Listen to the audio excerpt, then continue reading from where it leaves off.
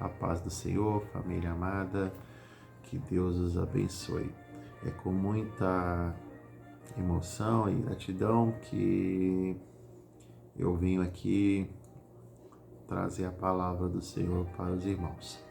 E mais um dia que Deus preparou para nossas vidas.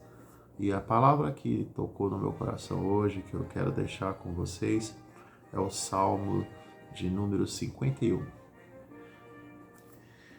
Tem misericórdia de mim, ó Deus, segundo a tua benignidade. Apaga as minhas transgressões, segundo a multidão das tuas misericórdias. Lava-me completamente da minha iniquidade e purifica o meu pecado, porque eu conheço as minhas transgressões. O meu pecado está sempre diante de mim. Contra ti somente pequei, e fiz com que teus olhos e fiz o que a teus olhos é mal, para que seja justificado quando falares e puro quando julgares. Eis que a iniquidade fui formado, e em pecado concebeu minha mãe. Eis que amas a verdade no íntimo e no oculto, e me fazes conhecer a sabedoria. Purifica-me com o esopo e ficarei puro. Lava-me e ficarei mais alvo do que a neve. Faz-me ouvir júbilo e alegria para que gozem os ossos que tu quebrastes. Faz-me ouvir júbilo e alegria para que goze os ossos que tu quebraste. Esconde a tua face dos meus pecados, apaga todas as minhas iniquidades. Esconde a tua face dos meus pecados e apaga todas as minhas iniquidades. Cria em mim, ó Deus, um coração puro e renova em mim um espírito reto. Não me lances fora da tua presença, não retires de mim o teu Espírito Santo. Torna a dar-me a alegria da tua salvação e sustém-me com o espírito voluntário. Então ensinarei aos transgressores os teus caminhos, e os pecadores a ti se converterão. Livra-me dos crimes de sangue, ó Deus, Deus da minha salvação, e a minha língua louvará altamente a tua justiça. Abre, Senhor, os meus lábios, e a minha boca entoará o teu louvor. Porque te não comprases em sacrifícios, senão eu o daria. Tu não te deleitas com holocaustos.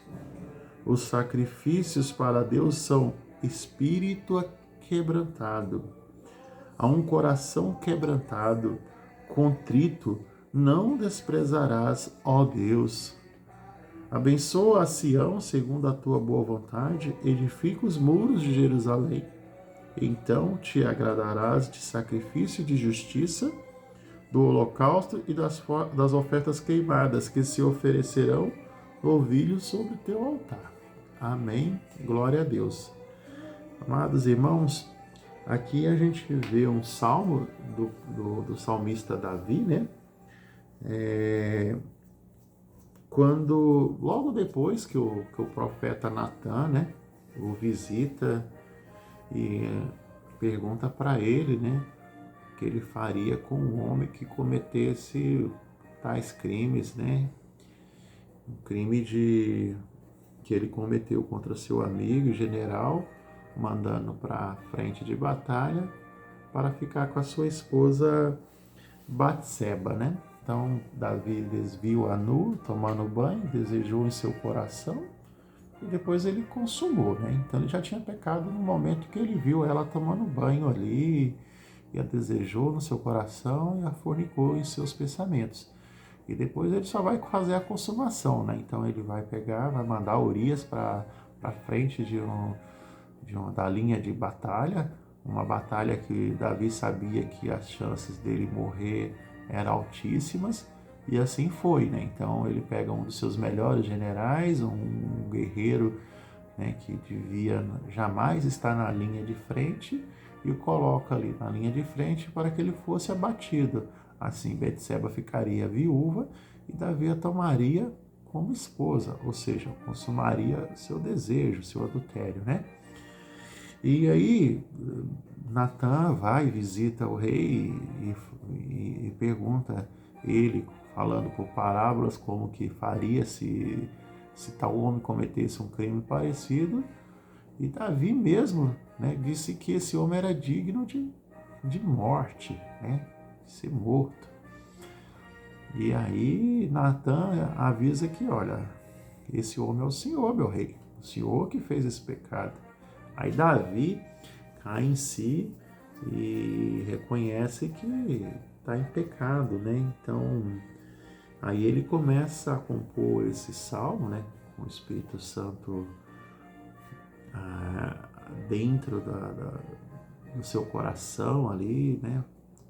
E na sua amargura, ele começa a falar das suas transgressões. E o interessante, né, que você vê quando a pessoa é humilde, né, tem um coração aquebrantado, ele reconhece os seus pecados, né? Então, o primeiro passo para a gente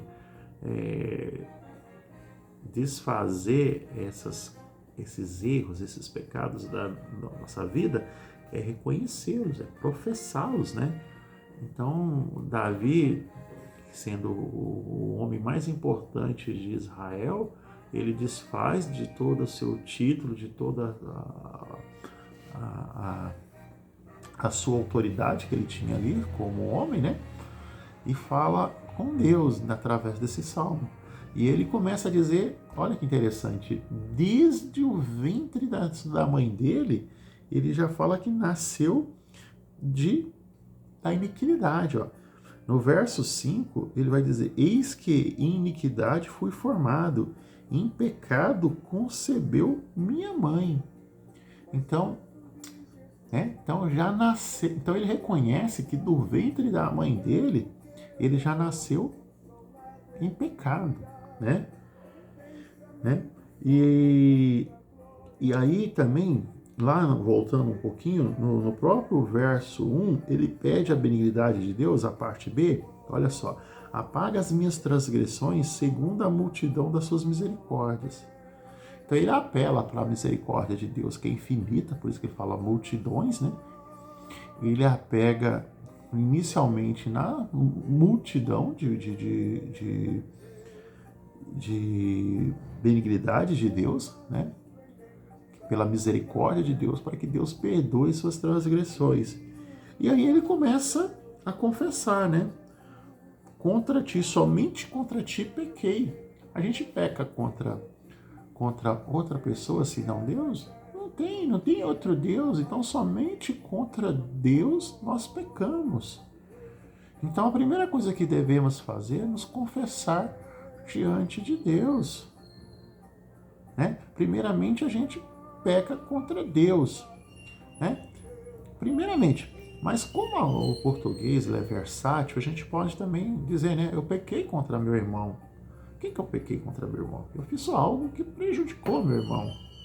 O pecado não prejudica Deus, né? Quando a gente comete uma injustiça, um pecado contra um ser humano, a gente de certa forma prejudicou o ser humano. Agora, quando a gente peca contra Deus, a gente não prejudica Deus. Deus é Deus. Deus vai continuar sendo Deus, com seu pecado ou sem seu pecado. A diferença é que você jamais vai estar na presença de Deus estando em pecado. E contra o homem, né? Você está pecando contra o homem, contra seu próximo, você está ali. Enquanto você estiver nesse plano aqui, né? Esse plano terrestre, passageiro, você vai estar na presença dele, né? Se eu cometo crime, adultério com a esposa, eu estou ali enganando a esposa, deitando com ela e traindo. Eu estou mentindo para o próximo ali e estou ali do lado dele. Eu estou roubando o próximo e estou ali do lado dele, né? Eu estou fazendo e cometendo toda a sorte de pecado contra o próximo e estou ali do lado dele. Mas quando eu cometo esses mesmos pecados, eu estou cometendo contra Deus. E quando eu estou cometendo esses pecados diante de Deus, eu não posso estar na tua presença. Deus é santidade. E a santidade de Deus não permite o pecado. Então, quando eu caio em pecado, A primeira coisa que me é cortada é minha conexão com Deus. Eu me afasto de Deus. E quando eu me afasto de Deus, eu dou margem e crio um espaço, um vácuo vazio para o mal ocupar. Então, a questão física, eu não posso ter no mesmo corpo, no mesmo tempo, luz e trevas. É o que eu tinha falado no outro vídeo. Eu não posso servir a dois senhores. Ou eu sirvo a Deus, ou eu sirvo a Mamon, né? O príncipe desta terra. Então, quando eu cometo os pecados, eu cometo todas as atrocidades, eu estou servindo a Mamon, ao príncipe das trevas. Agora, quando eu faço a justiça, que eu faço as coisas conforme o fruto do Espírito Santo, conforme os ensinamentos de Cristo, quando eu tomo para mim a minha cruz e levo os ensinamentos de Cristo na minha vida e as pratico, coloco em prática, amando ao próximo, amando a Deus sobre todas as outras coisas, que é o primeiro mandamento, amando o próximo, não mentir, não matar, não adulterar, não roubar, enfim, guardar todos os mandamentos que a lei santa nos ensina. O que eu estou fazendo? Eu estou tirando as brechas, né? Fechando as brechas para que as trevas não entrem e fique somente a luz. Então, irmãos, é importantíssimo que reconhecemos inicialmente os nossos pecados. Primeiro reconhecemos, depois os confessamos, né? E, se possível, os reparemos, né? Nem todo pecado é cabível à reparação. Mas, por exemplo, se você roubou, vai lá e restitui. Restitui até em dobro, se for preciso, né? Se você cometeu algum crime, aquilo cabe lei, cabe você infligir uma lei terrestre, cabe uma pena, pague ela, né? Você tem que pagar tudo que você deve aqui terrestre, né? Se possível, né? Restitua. Esse é o primeiro passo. Segunda coisa é você se arrepender no seu íntimo, no seu coração, para que você não venha mais cometer aquilo. Peça perdão para quem você cometeu o pecado e para Deus, né? Por quê? Porque Deus, olha só o que ele vai falar no verso 17. Os sacrifícios para Deus são o espírito quebrantado, um coração quebrantado e contrito. Não desprezarás, ó Deus. Então, quando você está com o coração verdadeiro, puro, quebrantado, e coração é um local que somente você e somente Deus conhece. Então, se você verdadeiramente está com o coração contritado, com o coração quebrantado, Deus recebe esse holocausto. O mundo todo pode não recebê-lo. O mundo todo pode te condená-lo. Mas se o seu coração está quebrantado, né? Se seu coração é puro e verdadeiro e você está arrependido de seus pecados, pronto, você se zerou. E aí sim, você aceita Cristo como seu Salvador, leva esses pecados até Ele, porque Cristo toma todo o pecado da humanidade sobre si, leva para a cruz, é crucificado com o pecado, né? Morto, ele vence o pecado, que é a morte, né? Porque o fruto do pecado é a morte, ressuscita ao terceiro dia. Então, todos aqueles que aceitam Jesus Cristo como seu único e suficiente Salvador, porque ninguém vai ao Pai senão pelo Filho, né? Quando leva para Ele os seus pecados, ele é remido, ele é lavado. Por isso que ele se torna branco como neve, alvo como a neve. Alvo é branco, né? Lembra aí do alvejante, né? O alvejante deixa as roupas alvas, limpas, brancas. Então, nosso alvejante espiritual é Jesus Cristo. Quem nos purifica e nos limpa de nossos pecados, de nossas transgressões, é Jesus Cristo. Então, irmãos, reflita, né? Todos nós somos pecadores, não tem quem não seja pecadores. Eu sou pecador desde o ventre da minha mãe. Que as multidões de misericórdia de meu Deus me livra dos pecados, né? E que Ele me perdoa as minhas transgressões. Né? Se você pega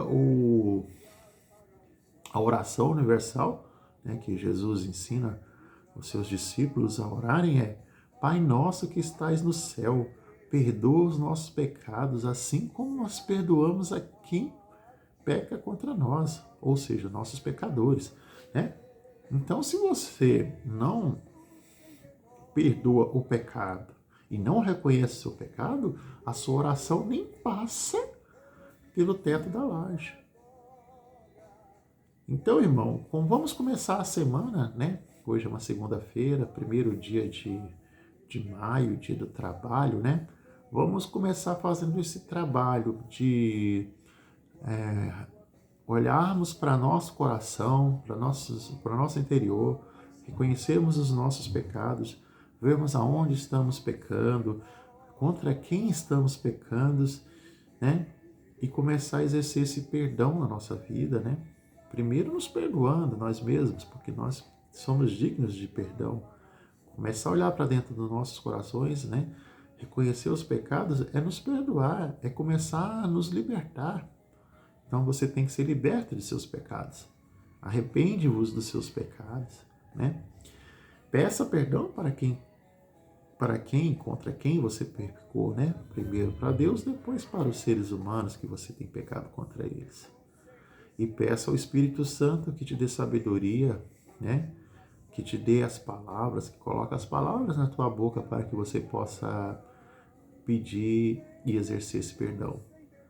Irmãos, esta é a palavra do dia que Deus tocou no meu coração. Eu espero que ela entre no coração de vocês e que o Espírito Santo os comove a exercer, né, o perdão, né, a purificação de seus pecados.